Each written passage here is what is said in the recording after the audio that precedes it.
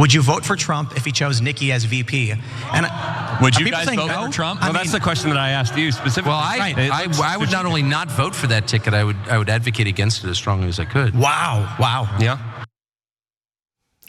Now, Tucker Carlson made some pretty strong statements during a recent appearance on Tim Pool's show, and clearly he is not a fan of Nikki Haley. And it does really highlight this divide within the Republican Party, where you have the traditional conservative Republicans that are representative of the neocon ideology, and then you have the MAGA crowd, which I would now venture to say is the majority of Republican voters at this point, who are not hawkish, who do not want to engage in various wars abroad, who are not interventionists like Nikki Haley is. And I think that's what Tucker Carlson is really alluding to here. Now, here's more of what Tucker Carlson said during this live discussion, again, hosted by Tim Pool, and it's actually at a Turning Point USA event known as America Fest. Let's watch. Well, that's just poison. I mean, here's someone who's actively opposed to the interests of the country I grew up in, who endorsed the BLM riots, and who is not only is not left, but is neoliberal in the darkest, most, speaking of nihilistic way. And has no real popular support, is a creature of the oligarchs. So yeah, that would be reason to oppose the ticket. Even Trump, Haley is a no-go. Nikki Haley, he would get assassinated immediately if that were the case. Yeah, and by the way, I just can't imagine a world where that could happen. That would be so crazy.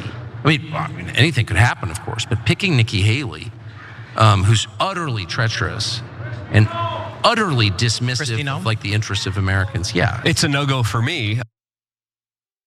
Now remember, Tucker Carlson also despises Donald Trump, which is what we learned through the messages he was sending to his Fox News colleagues on January 6th, on and around January 6th.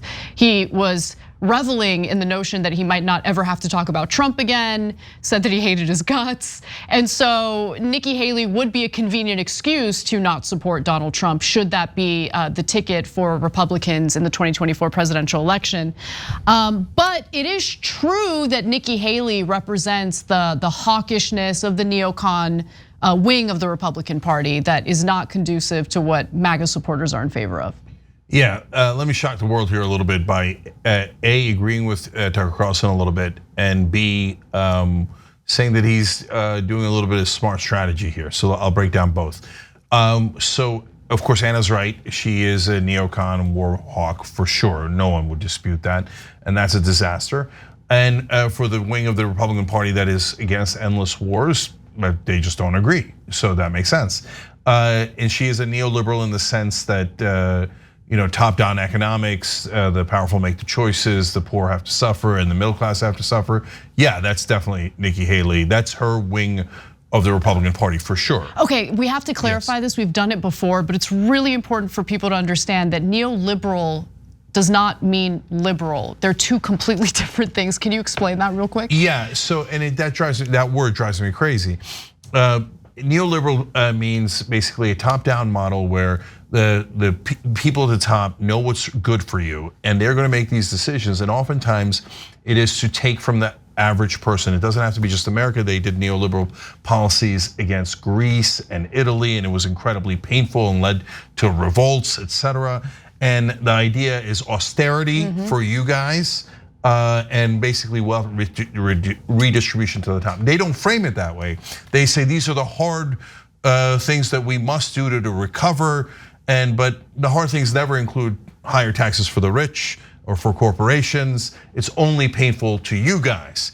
And so a giant wing of the Democratic Party and a giant wing of the Republican Party are both neoliberals. That's the uniparty that people refer to. Yes. Okay, and it's just weirdly labeled. And by the way, these days, in the old days, neoconservative made sense because conservatives always wanted a war.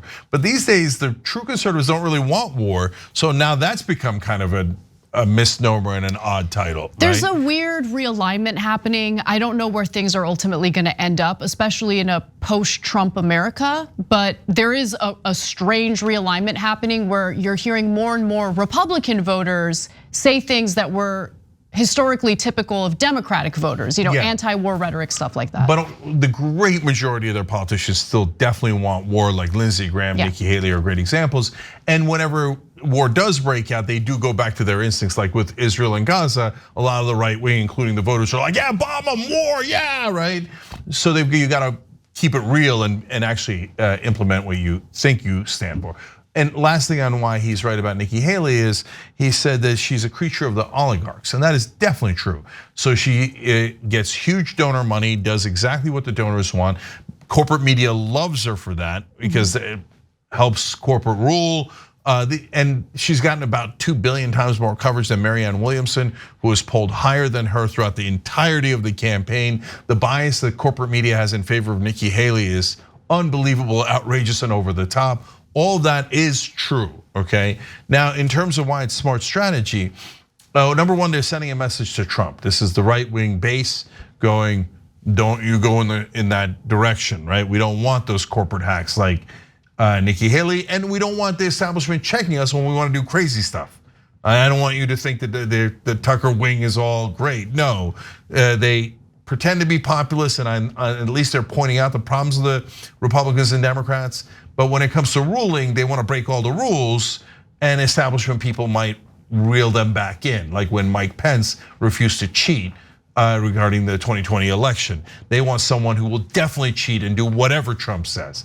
Last thing is, they're also sending a message to Republican Party and voters overall.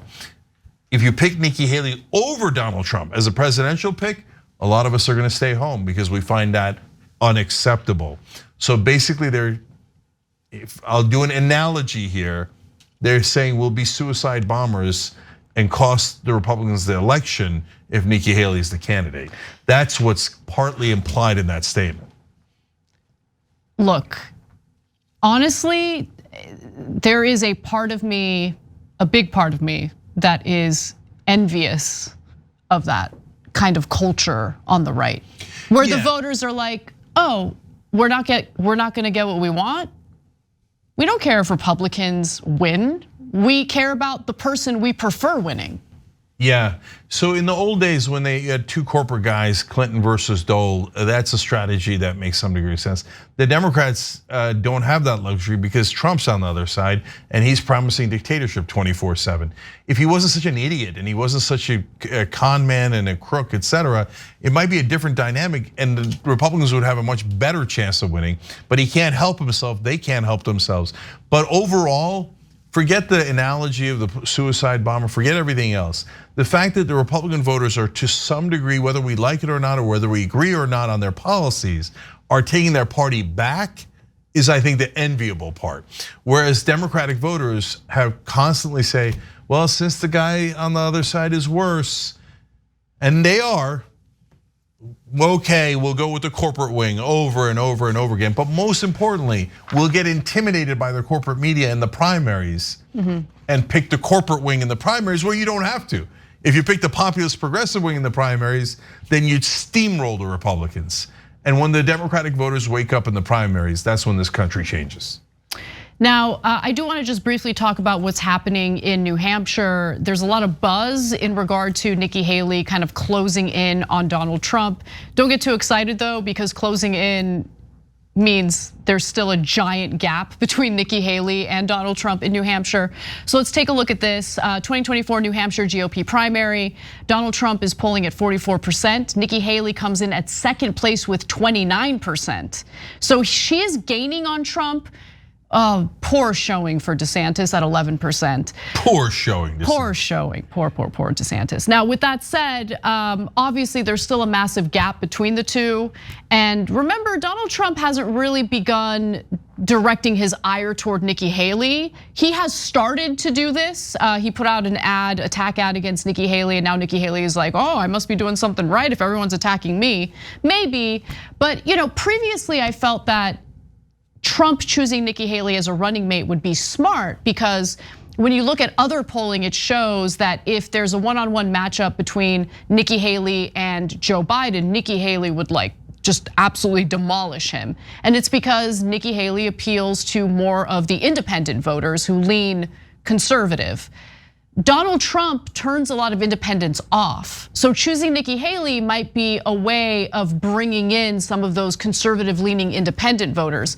But with Team MAGA now speaking out against Nikki Haley, I think it's very likely they're gonna do to her what they've effectively done to Ron DeSantis. I don't know, we'll see. Yeah, so last two things here, but I think Nikki Haley does have a chance in New Hampshire, and I'm surprised by how well she's doing. So she's still got 15 points to make up, but 15 is so much closer than anyone else has been to Trump anywhere. And she gained 18 already, and fairly recently. So if she could pick up 18 that quickly, could she pick up the rest of the 15 in the time left before the New Hampshire primary? It's not impossible. So then all of a sudden we might have a race if she pulls in, even or wins New Hampshire. That would be an unbelievable development, and it would be very interesting to see. And then finally, there is an argument to be made for picking Nikki Haley, because then that neuters the establishment and brings them back onto Team Trump. There is logic in that, but if MAGA rebels, then it's probably not worth it. That's the dichotomy. That's the calculus at hand. Thanks for watching the video, guys. We also love it if you hit the join button below, because that makes you a member, and members allow us to be independent, honest. We can be as progressive as we want, no corporate media influence, and that's all because of you guys. We love doing the show with our members. Hit the join button, become one of the Young Turks.